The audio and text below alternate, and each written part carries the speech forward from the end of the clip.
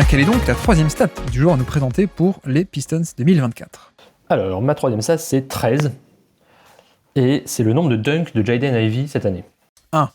Et alors, j'ai relu plusieurs fois pour être sûr que je ne me trompais pas, parce que ça m'a beaucoup surpris. Parce que Jaden Ivey, quand il était drafté il y a 2 ans, il était présenté comme un meneur explosif, pas forcément génial en shoot, mais qui vraiment était capable d'exploser vers le cercle et tout ça. Et 13 dunks, c'est très très très très faible, hein, c'est 1,5% de ses tirs. Et donc, si on essaye de compléter un peu ça, on s'aperçoit que Jaden Ivey en adresse au cercle, c'est 55%, c'est pas bien, c'est 19e pourcentile. Il a été 88 fois contré cette année, 8e pire total de la ligue. Quand on regarde ses stats de drive, c'est pas bon non plus. Bon, alors il est pas mal pour récupérer des fautes, mais c'est un peu le seul point positif. Et donc tout ça me fait dire que, certes, il y a une marge de progression, certes, il a été coaché de manière vraiment très bizarre cette année. Mais malgré tout, quand on regarde les matchs de Jaden Ivey, j'ai pas l'impression de voir un joueur qui met de la pression sur le cercle, comme on dit, et qui au contraire est même presque un peu timide et qui a tendance à un peu utiliser soit des flotteurs, soit à passer dès qu'il voit qu'il y a un protecteur de cercle en face. Et c'est un peu surprenant au vu de ce qu'on attendait de lui et de ce qu'il était à la fac. Et ça me paraît un peu inquiétant, je dois bien avouer, parce que c'est pas un bon shooter. C'est un passeur qui a rien d'extraordinaire.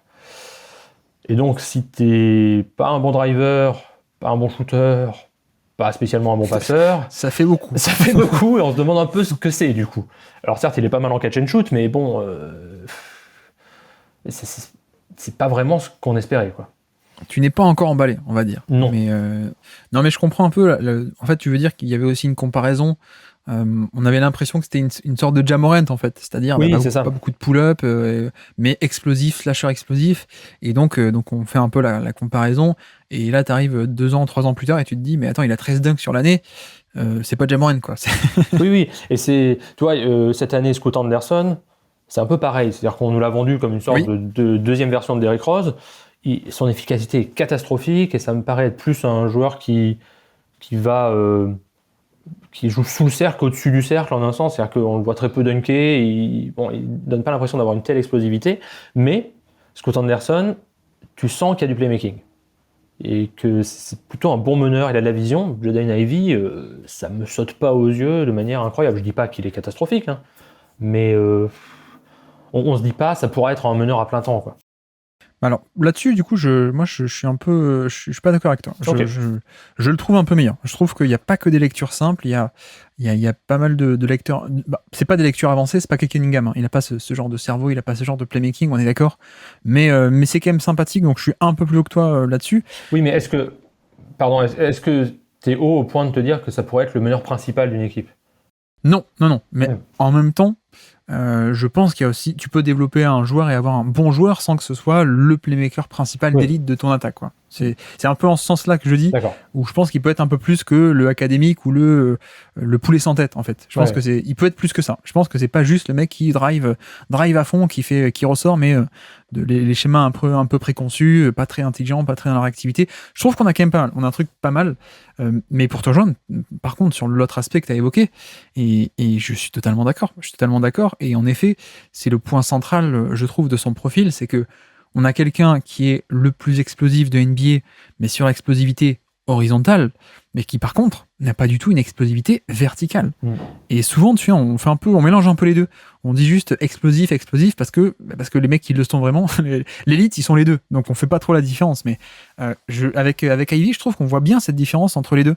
C'est-à-dire entre l'explosivité horizontale au démarrage, il a un premier pas qui est absolument incroyable. Mais par contre, il arrive en fin de drive, il fait son double pas et ça décolle pas très haut après un appui, quoi. Ça décolle pas très haut quand il fait son double pas et qu'il essaie de monter. Et en effet, on a cette différence entre le premier pas magnifique et le côté je fais mon double pas, je saute à partir de l'appui et ça va pas haut, quoi. Et comme il est assez petit, il a une bonne envergure mais il est assez petit et que ça décolle pas beaucoup, ben on a une certaine limitation. Et c'est là où, tu vois, on a une différence de profil qui est énorme avec un Ja Morant, par exemple. C'est pour ça que Ja Morant était un prospect d'élite, alors que Ivy, c'était plutôt un mec qui était cool, quoi. Un bon, mais pas du tout du même niveau. Et comme tu dis, donc j'ai cité les stats de Cade Cunningham, qui, avec sa grande carrure, pourrait faire plus en drive, mais qui est mauvais. Donc 45e sur 53 joueurs à plus de 10 drives par match, 45e. Ivy est 41e. Donc oui, on a deux, comme on a dit, on a deux porteurs de balles principaux à Détroit qui ne sont pas des shooters, mais qui ne sont pas pour l'instant non plus des drivers efficaces. Bon, c'est un peu problématique. Et en effet, il y a ce côté, je crois que tu l'as dit, mais il y a le côté où il s'arrête beaucoup pour des flotteurs. Il va pas tout le temps au contact, ou en tout cas, alors bizarrement, hein, parce qu'en plus, il a des très bonnes stats de provocation de lancer franc. D'ailleurs, c'est un peu ma stat, hein, 13,9, mais je développerai tout à l'heure. Mais bizarrement, il provoque beaucoup de fautes, mais pas tout le temps. Il attaque pas tout le temps le contact. J'ai aussi l'impression que parfois il a des fautes parce qu'il va tellement vite et que du coup, il va vite, le défenseur est en mauvaise position, ça fait faute. Mais quand c'est sur du jeu posé, que le défenseur est en bonne position, il va pas attaquer un mec sur du drop. Il va pas planter son épaule dans le défenseur pour essayer de le faire bouger et ensuite aller au lay-up. Il a un peu du mal à travers le contact. Donc il y a ça, le côté contact, je trouve. Il y a le manque de décollage vertical. Et puis, je suis pas sûr qu'il y ait un toucher de balle qui soit élite non plus, quoi. Et ça, c'est aussi la différence avec Ja Morant, c'est que Ja Morant, il y avait toucher de balle plus explosivité. Jaden Ivey, c'est pas ça. Donc c'est un peu un problème parce que, et moi je l'aime bien, je l'aime vraiment beaucoup, mais il y a quand même des problèmes à la finition en fait. Pas tant au début du drive, mais à la finition, on a des problèmes pour terminer et pour scorer à la fin du drive, quoi. Oui, alors évidemment, on pourrait se dire c'est un peu injuste de le comparer à Ja Morant qui est une sorte de phénomène physique. Mais quelqu'un qui est un peu, peut-être, qui s'en rapprocherait un peu plus en termes de vitesse horizontale au départ, en tout cas dans le profil, c'est De'Aaron Fox. Mais De'Aaron Fox, dès son année rookie, il était efficace près du cercle. J'ai vérifié, il était à 60%, 63% dans son année sophomore. Et donc là, l'indicateur est quand même assez mauvais signe pour Ivy. Ça ne veut pas dire que c'est fini et que ça ne sera jamais un bon joueur, mais c'est pas très positif et ça veut sûrement dire, j'imagine, sauf vraiment développement inattendu, qu'il va falloir que il développe, plutôt que ça sera encore plus important pour lui de développer son tir à 3 points à partir du moment où il a cette faiblesse finalement sur drive. Et là pour l'instant c'est pas super. Mais bon, ça peut. Enfin, ensuite, on peut rien exclure. Hein. On voit bien que Kobe White, qui est dans sa, 5e année, 6e année, j'en sais rien, je me rappelle plus, d'un coup est devenu un très bon shooter et ça a permis de compenser une sorte de manque d'efficacité près du cercle qu'il avait depuis le début de sa carrière, donc on ne sait jamais. Mais disons que les indicateurs sont quand même pas très très encourageants, quoi.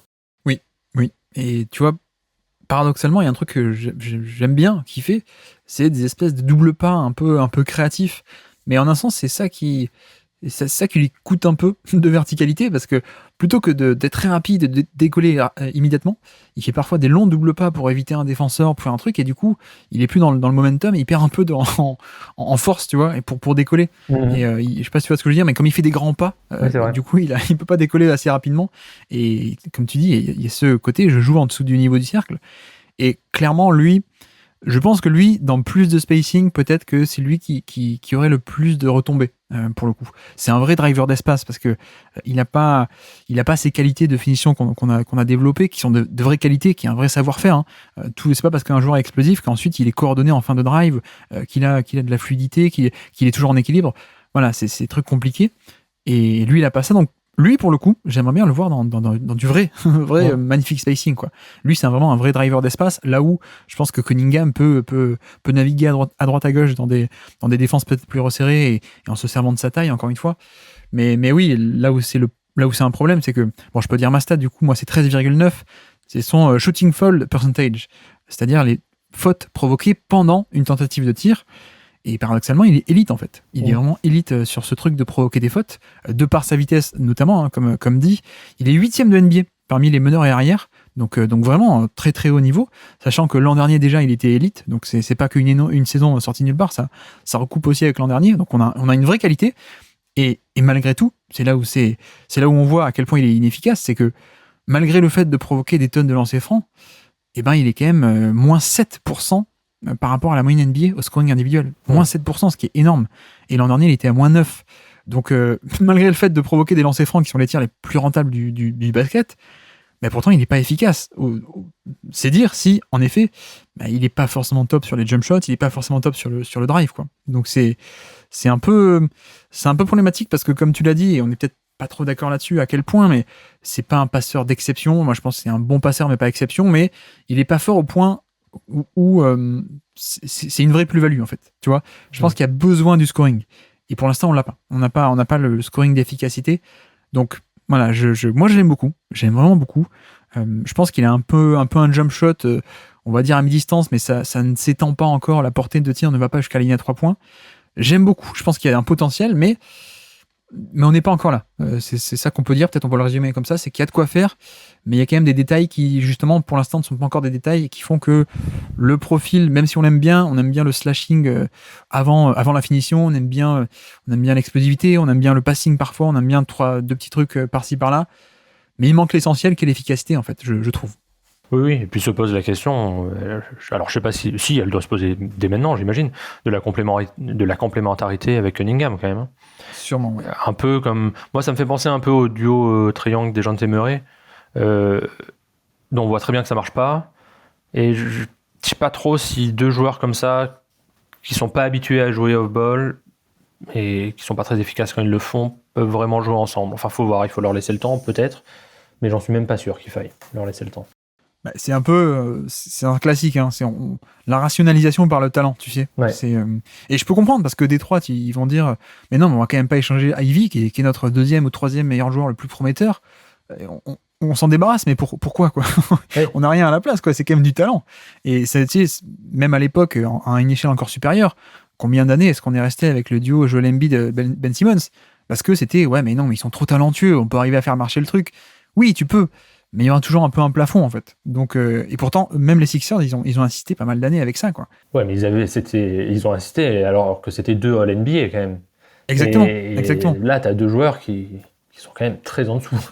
C'est ça. Non, mais pour te dire à quel point ce côté rationalisation est fort, c'est que même avec des All-NBA, et même quand ça marchait avec des équipes de playoff. Ouais, bien sûr. Et bon, bref, on voit un peu que le fit est à ce point important. C'est un peu ça que tu dis, quoi. Et que là, ça a l'air d'être un gros sacrifice parce qu'on n'a pas grand chose sous la main, mais je te rejoins un peu que, et même si je l'adore, je suis plus haut que la moyenne, je pense, sur Jaden Ivey, mais peut-être que la bonne chose à faire, la plus rationnelle vis-à-vis du développement de Cade Cunningham, c'est peut-être de sacrifier Ivey pour, alors pas contre rien, mais si tu peux avoir un excellent ailier jeune, mais sur un profil, sur un poste différent et qui s'est shooté, peut-être que c'est la bonne chose à faire. Et encore une fois, même si j'aime bien Ivey, même si je l'aime beaucoup, mais objectivement, ton meilleur joueur, c'est Cade Cunningham. Celui qui a le plus de potentiel, c'est Cunningham. Donc, ça me choquerait pas. Ça me choquerait pas que Détroit bouge de suite, même si ça me surprendrait pas non plus qu'ils se disent non, quand même, on va essayer encore un peu, quoi.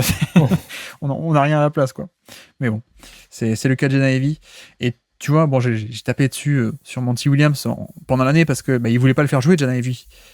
Je pense que, dans une certaine mesure, lui, il a tapé sur la défense, Monty Williams, mais il y avait peut-être aussi ce côté fit entre les deux, quoi. Oui, peut-être qu'il voulait pas non plus trop faire jouer à Ivey pour pas le mettre dans les pattes de Cunningham, quoi. Mais voilà, c'est ce qu'on dit depuis le début, c'est ce fossé entre est-ce qu'on écoute le talent, est-ce qu'on écoute le fit. C'est compliqué quand t'as pas beaucoup de talent, quoi. On est d'accord. Merci d'avoir écouté cet extrait. S'il vous a plu, l'émission complète est disponible en description et on se donne rendez-vous sur le feed principal du Basket Lab pour l'intégralité des podcasts. À bientôt.